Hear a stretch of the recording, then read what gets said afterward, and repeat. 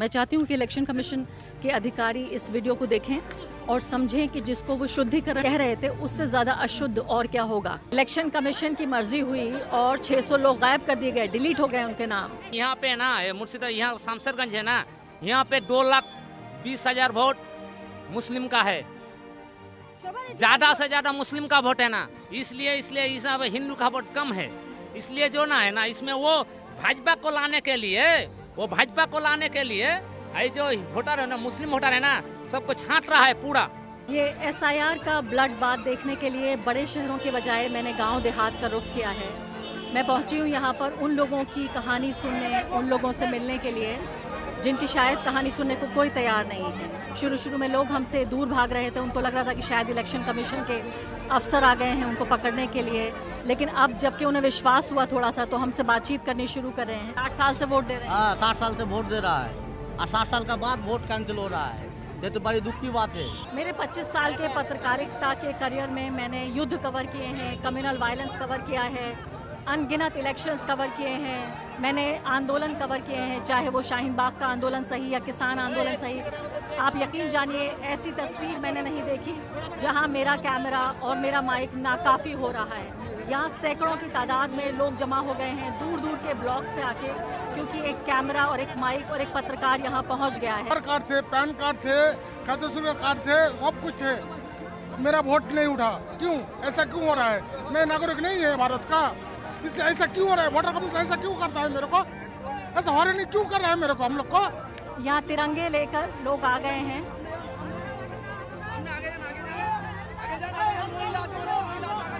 ये दिखाइए।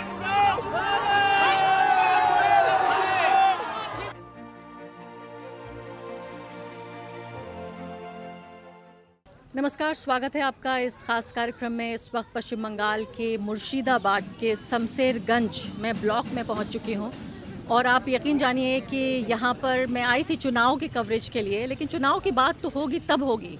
अभी जो हो रहा है उसे अंग्रेज़ी में कहते हैं ब्लड बाथ। जी हाँ, लोगों के अधिकार, उनकी आज़ादी, उनके जो लोकतांत्रिक अधिकार हैं उसका ब्लड बाथ देखने को मिल रहा है। यहाँ पर एक गांव में मैं मौजूद हूँ शमशेरगंज के इस ब्लॉक में ही, और एक बूथ की अलग अलग बूथ हैं, उनकी कहानियाँ आपको सुना रही हूँ।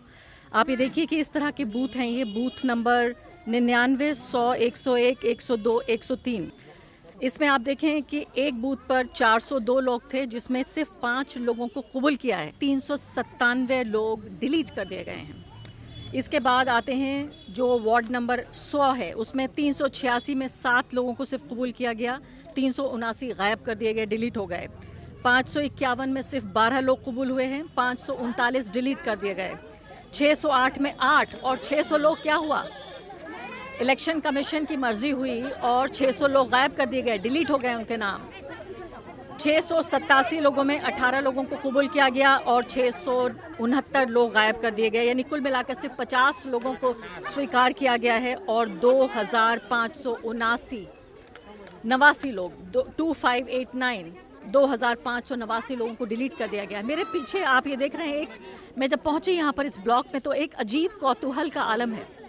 कौतूहल ऐसा है कि लोगों को लगता है कि कौन है, कहाँ से आई हैं, क्या ये कोई सरकारी अधिकारी हैं? क्योंकि ज़्यादातर लोग ये समझते हैं जब गांव देहात में कैमरा लेके कोई महिला घुसती है कि शायद कोई अधिकारी हमारी आवाज़ सुनेगी। अब यहाँ पे ये फॉर्म्स आप देख रहे हैं, ये फॉर्म्स लेकर औरतें यहाँ अपनी कहानी सुनाने हमें आ गई हैं। इनमें से ज़्यादातर लोग हिंदी नहीं बोलते और इनमें ज़ाहिर है बांग्ला नहीं बोलती, तो हमारे बीच एक भाषा की दरार है। लेकिन फिर भी मैं बिना भाषा के, दर्द की तो शायद एक ही भाषा होती है, एक ही ज़बान होती है। अब आप ये सोचिए, ये वो गरीब औरतें हैं जो दिन भर बीड़ी बनाती हैं यहाँ पर मुर्शिदाबाद में, जो आम गरीब हैं, उनके पास कोई रोज़गार नहीं है, दिहाड़ी मजदूरी करते हैं इनके पति और पत्नियाँ बीड़ी बनाती हैं। मैं आपको उन महिलाओं से भी मिलवाऊंगी जो महिलाएं बीड़ी बनाती हैं। अभी भी हमारे जब यहाँ पहुँचे हैं तब भी बना रही हैं बीड़ी महिलाएं। वो सब कुछ भूल के और इस दीवानगी में लग गई हैं कि ये देखिए ये सब अपने फॉर्म्स यहाँ पर लेके पहुँची हैं।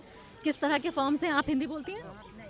এত দিন আমরা ভোট দিলাম, আমার ভোট হবে না কেন? আমাদের ওটাই আমার ये कह रहे हैं कि वोट नहीं आया, क्या बताएं? नाम डिलीट कर, हमारा पहले से वोट था, अभी नाम डिलीट आएगा, इसके कारण अभी क्या करेगा सरकार? तो किस साल में वोट दिया था आपने? তুমি বলো আমি বলে দিছি বলো তুমি কত সালে ভোট দাও 2024 থেকে ভোট দিচ্ছি 24 में वोट दिया था। হ্যাঁ 2024 से ভোট দিয়েছি अच्छा, पिछली बार तो मोदी जी को जिताया आपने। मोदी जी को बोले नहीं नहीं नहीं नहीं मोदी क्या है? नहीं नहीं लेकिन वोट दिया था आपने। तो ये तमाम वो लोग हैं जिनके नाम डिलीट हो गए। हाँ डिलेक्ट हो गए हाँ बताइए। देखो, इतना अच्छा ग्रुप इंडिया में है ही नहीं। हाँ, है कि पासपोर्ट भी नहीं? आपके पासपोर्ट मेरा वाइफ का मेरा इतना अच्छा है ही नहीं, तो अभी मेरा डिलीट रहा है। अगर मान लो हमारा बूथ में पहले था 680 ऐसे था, अभी 670 वो निकल गया, मतलब डिलीटेड। अभी मान लो इतना उम्र से आदमी इधर है, अगर हमारा नहीं हुआ तो बाकी आदमी को होगा नहीं। हमारा इसमें कम 5-6 आदमी का है पासपोर्ट, अगर हमारा नहीं आया तो बाकी कैसे होगा आदमी का। हमारा पूरा ओके है, पैन कार्ड से आधार कार्ड से पूरा जन्म सर्टिफिकेट तक पूरा ओके है, अगर हमारा नहीं आया हम कैसे कर। मैं चाहती हूँ कि इलेक्शन कमीशन के अधिकारी इस वीडियो को देखें और समझें कि जिसको वो शुद्धिकरण दे रहे थे, उससे कह रहे थे, उससे ज़्यादा अशुद्ध और क्या होगा। आप सोचिए ज़रा कि जो शुद्ध भारतीय नागरिक है उसे अशुद्ध बनाने की सिर्फ ये कोशिश है कि शुद्ध भारतीय नागरिक को अशुद्ध विदेशी बना दिया जाएगा। तो आप बताइए, कुछ बात कर सकती हैं हिंदी थोड़ा बहुत? वोट नहीं होगा। नहीं, आपका डिलीट हो गया। क्या नाम है आपका? हमारा रोजीना रोजीना। तो आपने फुल नाम बोलो फुल नाम बोलबा रोजीना बीबी।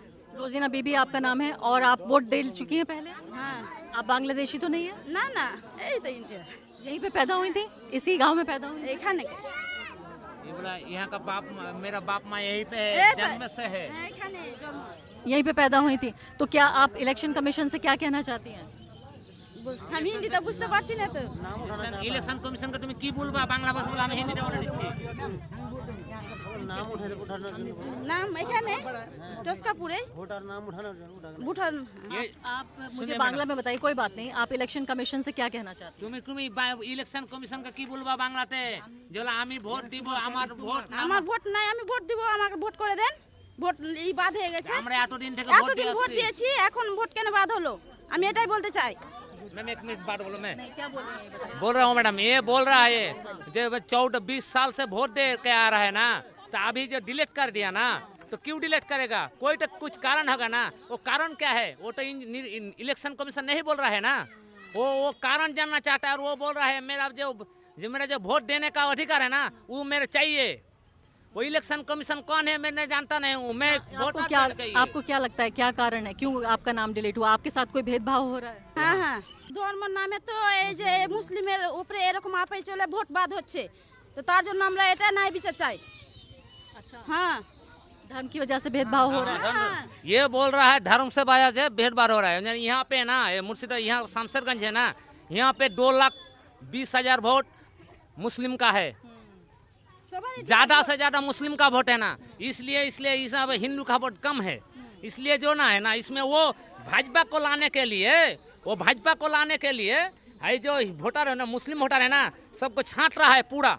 जैसा भाजपा का वोट डालेगा, जो मुस्लिम का वोट होगा ना वो भाग होगा, तो भाजपा बाहर होगा, तो हम एमएलए मानेंगे। अब हम पश्चिम बंगाल में रहेंगे। आप ये देख रहे हैं कि मैं ये कहानियाँ, तो आप जानते हैं कोलकाता में भी बहुत सारे लोग हैं जिनकी कहानियाँ डिलीट कर दी गई हैं, उनकी ज़िंदगियाँ। यानी आप सोचिए, जब किसी इंसान का वोट करने का अधिकार उससे छीन लिया जा रहा है, तो फिर उसके पास बचेगा क्या? उसके बाद जो तमाम खौफ और दहशत का माहौल ये है कि यहाँ लोगों को समझ नहीं आ रहा कि वो हमसे दूर भागें या हमारे नज़दीक आएँ। मुझे लगता है कोई दरबार लगा है, मुग़ल दरबार भी शायद ऐसा नहीं लगता होगा। जो इलेक्शन कमीशन ने ये दरबार लगाया है, जहाँ पर उनकी मर्ज़ी, उनकी सनक के हिसाब से ये तय हो रहा है कि कौन वोट करेगा और कौन विदेशी ठहराया जाएगा, कौन डिटेंशन सेंटर में जाएगा और किसको जेल भेजा जाएगा। आप सोचिए, पत्रकारिता के ऊपर भी एक बड़ा सवाल है कि पत्रकारों ने आखिर अपनी छवि क्या बना ली है। वो ये समझ नहीं पा रहे हैं कि आखिर हो क्या रहा है। मैंने बताया आपको, वो गरीब औरतें हैं और बंगाल में आप जानते हैं कि पिछले 2 साल के भीतर 50 लाख से ज़्यादा महिलाओं के नाम काट लिए गए हैं। 50 लाख से ज़्यादा। मैं चाहती थी यहाँ पर ज़्यादा से ज़्यादा महिलाओं से बातचीत करके, उनकी आवाज़ वैसे भी कम होती है, अब एक महिला पत्रकार आई है तो कम से कम इतना तो मौका मिलना चाहिए कि महिलाओं से बातचीत हो।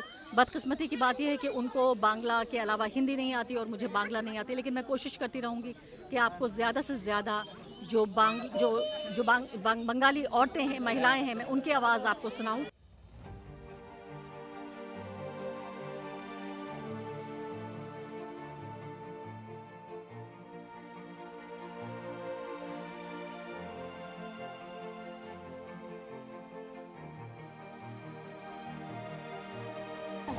मैं यहाँ पर प्रेम ये दिखाना चाहती हूँ कि ये महिला बहुत सारे डॉक्यूमेंट्स लेकर आई हैं। आप ये देखिए, इनके पास एक डिजिटल राशन कार्ड है, डिजिटल इंडिया का प्रूफ है, इलेक्शन कमीशन का कार्ड है इनके पास, इलेक्शन कमीशन का डिजिटल कार्ड भी है इनके पास, और आप ये देखिए कि यहाँ पर ये हेल्थ कार्ड है इनके पास, और पैन कार्ड भी है, इनकम टैक्स डिपार्टमेंट का पैन कार्ड। क्या बच्चे की जान लेंगे क्या?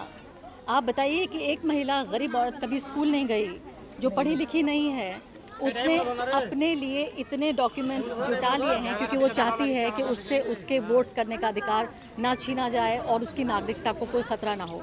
इतने सारे डॉक्यूमेंट्स, उसके अलावा आधार कार्ड भी ले आई हैं ये, और ये फर्स्ट मजिस्ट्रेट, ये क्या लिखा है, जुडिशल मजिस्ट्रेट क्लास जंगीपुर, ये एफिडेविट भी है इस बात का, और उसके बाद भी इनका नाम काट दिया गया है। आप रखिए अपने डॉक्यूमेंट संभाल के। बाकी लोग भी सब अपने डॉक्यूमेंट्स यहाँ पर लेकर आ रहे हैं। आप ये देखिए, यहाँ तमाम महिलाओं को ज़रा देखने की कोशिश कीजिए, और भाषा आप भी नहीं समझते, मैं भी नहीं समझती, लेकिन इनके चेहरों को कम से कम देखिए आप।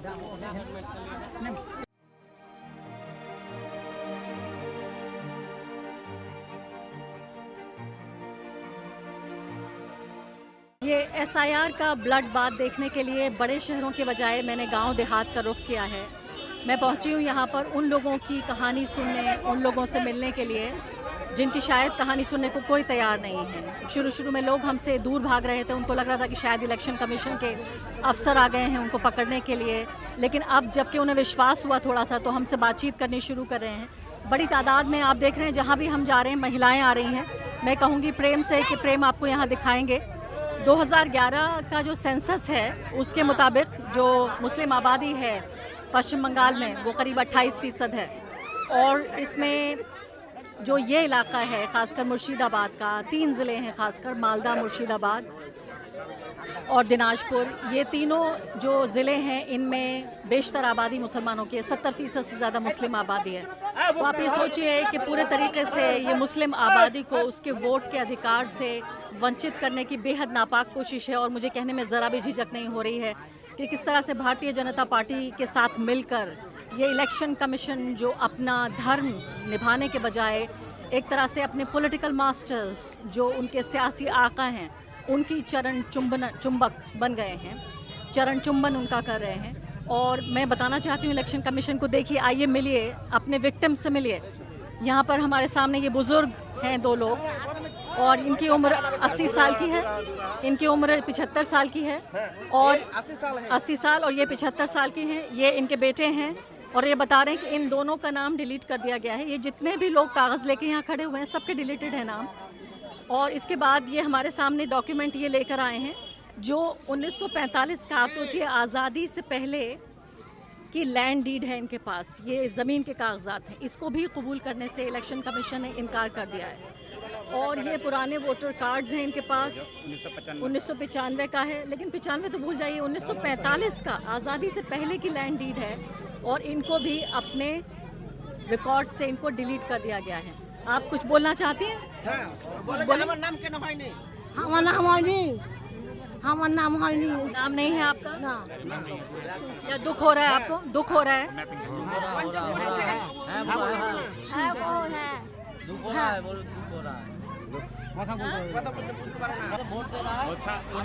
ऐसा नहीं हुआ, लेकिन अभी जो है इनका वोट कैंसिल कैसे हो गया 60 साल का बाद? 60 साल से वोट दे रहे हैं? हाँ, 60 साल से वोट दे रहा है, और 60 साल का बाद वोट कैंसिल हो रहा है। ये तो बड़ी दुख की बात है। हमारे दुख के साथ कहना पड़ रहा है कि सबका ज़्यादा से ज़्यादा आदमी का सब कैंसिल है।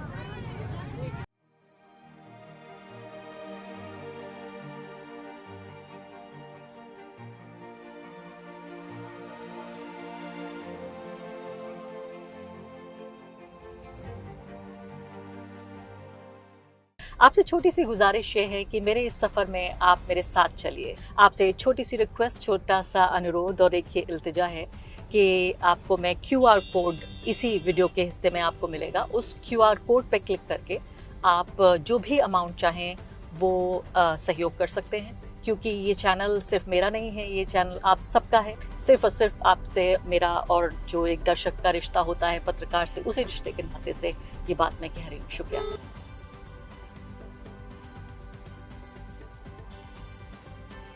मेरे 25 साल के पत्रकारिता के करियर में मैंने युद्ध कवर किए हैं, कम्युनल वायलेंस कवर किया है, अनगिनत इलेक्शंस कवर किए हैं, मैंने आंदोलन कवर किए हैं, चाहे वो शाहीन बाग का आंदोलन सही या किसान आंदोलन सही।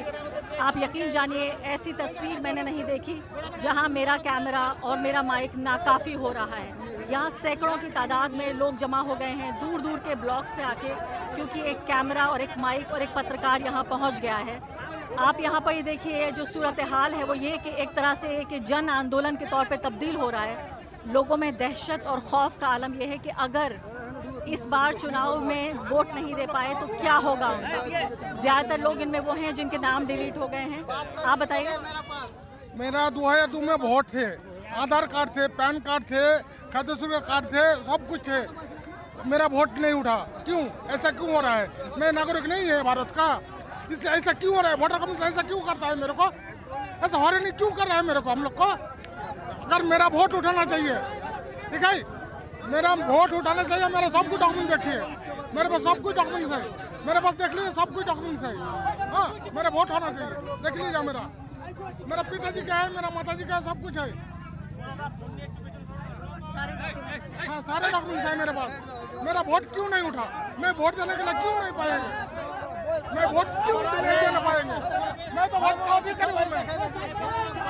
बहुत मुश्किल हो रहा है मेरे लिए यहाँ पे लोगों से बात करना। लोगों में काफ़ी गुस्सा है, डर है, लोग आके अपनी कहानी सुनाना चाहते हैं। यहाँ पर एक दो और लोगों से बातचीत करने की कोशिश करते हैं। और सबसे बड़ी बात है कि यहाँ पर जो है वो एक लैंग्वेज बैरियर मेरे साथ है कि यहाँ लोग बांग्ला बोल रहे हैं और मुझे शायद समझ नहीं आ रहा कि क्या कहने की कोशिश करें। आप क्या कहते हैं? हमारा स्त्री का नाम है, हमारे छेले का नाम है, हमारे पास नाम नहीं है। आप 70 साल के हैं? हाँ, 70 साल से हमारा वॉइस है। 70 साल का उम्र है उनका। हाँ, अभी वोट नहीं आ रहे हैं। 2002 साल में भी वोट दिया है।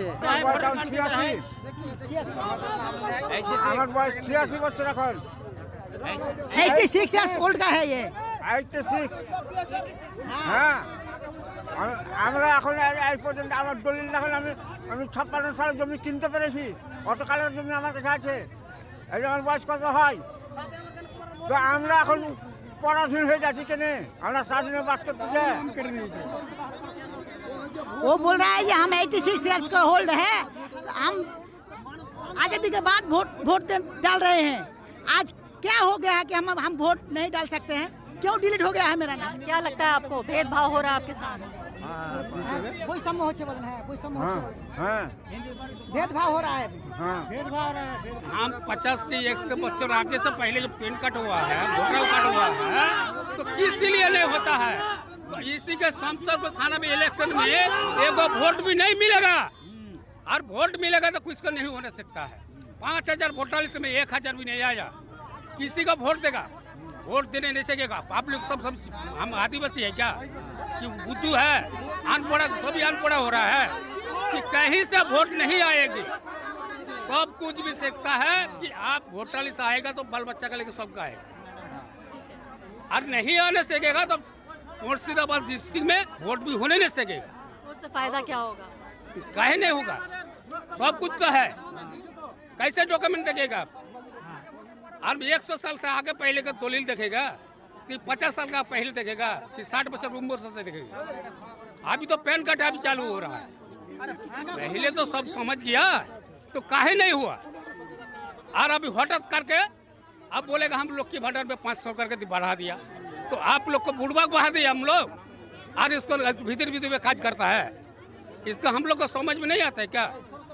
दिमाग कोई लगा नहीं सकता है कि देश में हम लोग चलन राजनीति कर रहा है तो हम लोग भी सीखता है सब कुछ। क्या राजनीति हो रही है? आपके साथ भेदभाव हो रहा है? हाँ, क्या भेदभाव हो रहा है? हमको नाम का डॉक्यूमेंट नहीं आया। नहीं, क्यों? आपके नाम की वजह से, आपके धर्म की वजह से भेदभाव है? घर में अभी 10 को वोटर लिस्ट है। नहीं, धर्म की वजह से भेदभाव हो रहा है। हम मुस्लिम हैं, हम मुस्लिम है, मुस्लिम का है, जितना है सब मुस्लिम ही है, आदिवासी नहीं है, और क्रिश्चियन भी नहीं है, और हिंदू भी नहीं है, सब मोहम्मडन भी चल रहा है। इसलिए आपके साथ भेदभाव हो रहा है? हाँ, इसीलिए बोल रहा है कि आप देखिए ये इलेक्शन में आ रहा है, तो ये इलेक्शन मुर्शिदाबाद डिस्ट्रिक्ट में सोम सर्कल थाना में एक तो वोट भी नहीं मिलेगा, समझ गया? और पूरा कार्ड ठीक नहीं पड़ेगा तब इसको वोट देना पड़ेगा। समझ गया? Thank you. अक्सर कहानियों की बुनियाद अक्सर ये होती है, जो न्यूज़ रिपोर्ट्स होती हैं कि जो उसमें लोग कह रहे हैं वो मैं आप तक लेकर आती हूँ या कोई भी पत्रकार लेकर आता है। आज मैं चाहती हूँ कि आप इस रिपोर्ट को सुनिए नहीं, इस रिपोर्ट को देखिए। प्रेम ये दिखाइए जो छतों पे लोग जो हैं, मैं चाहती हूँ कि छतों पे जो लोग ये सब तमाशा देख रहे हैं, यहाँ तिरंगे लेकर लोग आ गए हैं।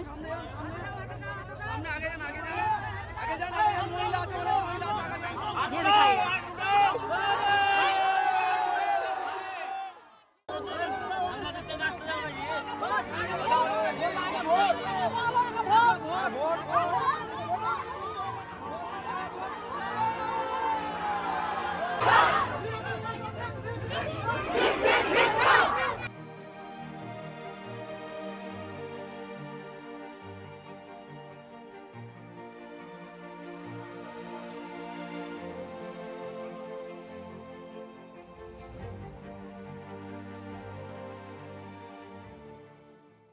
तो अभी आपने जो लोगों का हुजूम देखा, किसी तरीके से जो यहाँ सामाजिक कार्यकर्ता हैं, जो लोकल एक्टिविस्ट हैं, वो मुझे इस हुजूम से किसी तरह से निकाल कर लेकर आए। ऐसा नहीं था कि मुझे कोई डर था, लेकिन फ़र्क इस बात का था कि इतने लोग एक साथ अपनी कहानियाँ सुनाने जा रहे थे, सुनाना चाहते थे, जिसमें मेरा एक माइक, एक पत्रकार और एक कैमरा बहुत कम पड़ रहा था। अक्सर मुझे लगता है कि पत्रकारिता मुद्दों को कवर करने के लिए काफ़ी होती है, बशर्ते कि रिपोर्टर वहाँ तक पहुँच जाए जहाँ कहानी है, जहाँ समाचार है। लेकिन पहली बार मुझे ऐसा लगा कि मैं नाकाफ़ी थी, इनसफिशेंट थी, कि मेरा एक कैमरामैन और एक माइक और एक रिपोर्टर काफ़ी नहीं है। ये पूरा जो भयंकर त्रासदी है SIR की, अगर चप्पे चप्पे पर भी रिपोर्टर लगे हों इस वक्त, जो कि नहीं लगे हैं। आप जानते हैं ये वो दौर है जहाँ हेलीकॉप्टर से एंकर्स उतरते हैं, जिनके चेहरे पर कई इंच मेकअप होता है और वो सूट बूट में होते हैं। वो बेहद ताकतवर हेलीकॉप्टर से उतरने वाले एंकर्स इन गाँव की कहानियाँ सुनाने कभी नहीं आएंगे और सुनने भी नहीं आएंगे। इसलिए मुझे लगा कि उन लोगों के चेहरे पर जिनकी मैं कहानियाँ सुन रही थी, भाव क्या था आखिर? वो भाव एक उम्मीद का था कि कोई पत्रकार उनकी खबर लेने आया है, या वो भाव एक डर का था कि हमारे अधिकार हमसे छीने जा रहे हैं और उस अधिकार की रक्षा के लिए हम अपनी आवाज़ उठाना चाहते हैं, या वो एक गम और गुस्से का और एक दुख का भाव था कि इस देश में पैदा हुए नागरिक, जिनके माँ बाप, दादा दादी और उनके माँ बाप भी इसी देश में पैदा हुए, वो तमाम लोग, उनसे उनके अस्तित्व, उनसे उनके वजूद का सबूत मांगा जा रहा है। मुझे लगता है कि ये जो मैंने भाव देखा अभी, ये सारे भावों का सारे रंगों में मिला हुआ एक रंग था। मुझे नहीं लगता कि कोई भी इंग्लिश लिटरेचर या हिंदी लिटरेचर या उर्दू लिटरेचर, किसी में भी कोई ऐसा भाव है जिससे मैं ये व्यक्त कर सकूं कि अभी जिस कहानी को मैंने देखा और सुना और आपको बताने की कोशिश की, उस भाव के ज़रिए उस कहानी को मैं बता सकूं। मैं सिर्फ इतना कहना चाहती हूं कि बराए मेहरबानी अगर इलेक्शन कमीशन के अधिकारी इस रिपोर्ट को देख रहे हैं तो ये समझिए कि आपका जो संवैधानिक धर्म था, जो ड्यूटी थी, वो आपने नहीं निभाई है।